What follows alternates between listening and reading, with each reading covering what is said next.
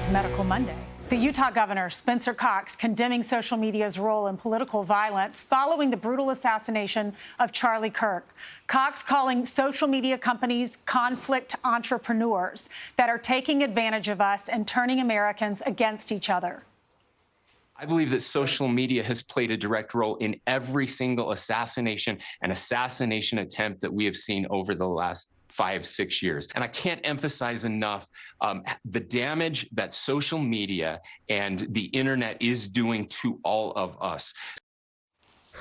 Here to react is Fox News senior medical analyst, Dr. Mark Siegel. Dr. Siegel, thank you so much. He compared social media to fentanyl and to cancer and said it is extremely addictive. He's right. It's extremely addictive. And by the way, ironically, Kash Patel, head of the FBI, when he first took office in March, right after he came in, they put out a warning, the FBI did, about the violent actors online, on social media, on online gaming that drew people in, got them to think that they're your buddy. And then once they have you, they marginalize you, they ridicule you, you feel bad about yourself. Studies from Boston Children's Hospital have shown that people that spend more and more time online, especially teens and young adults, have a worse body image.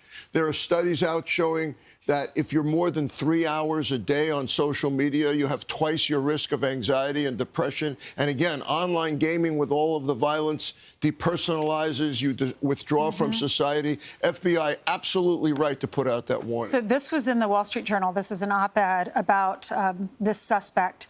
It says video games in the digital world may not cause mental illness, but they can be a form of self-medication that provides illusory relief from emotional troubles, even as they propel antisocial behavior. The solution is to ban them, but to create social structures that prevent young men from falling through the cracks. Lost Boys pose a broader cultural problem.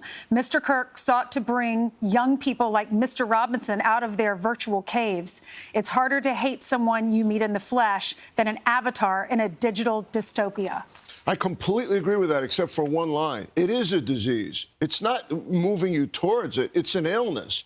And the solution and the cure and the prescription is for more interaction. It's for more family values. It's for less use of iPhones. It's for parents saying, I'm not going to have it at the table, so my kid doesn't have it at the table. Watching carefully. It's not about bans. It's not about regulations, because kids get around that. The issue is having alternative behavior and real friend groups, not virtual friend groups.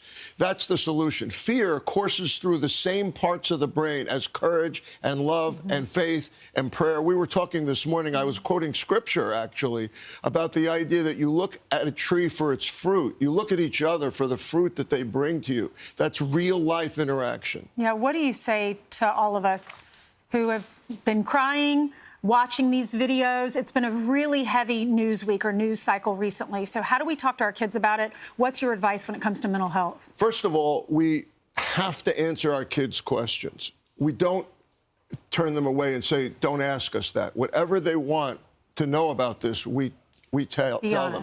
And we have to have courage if we want our kids to have courage.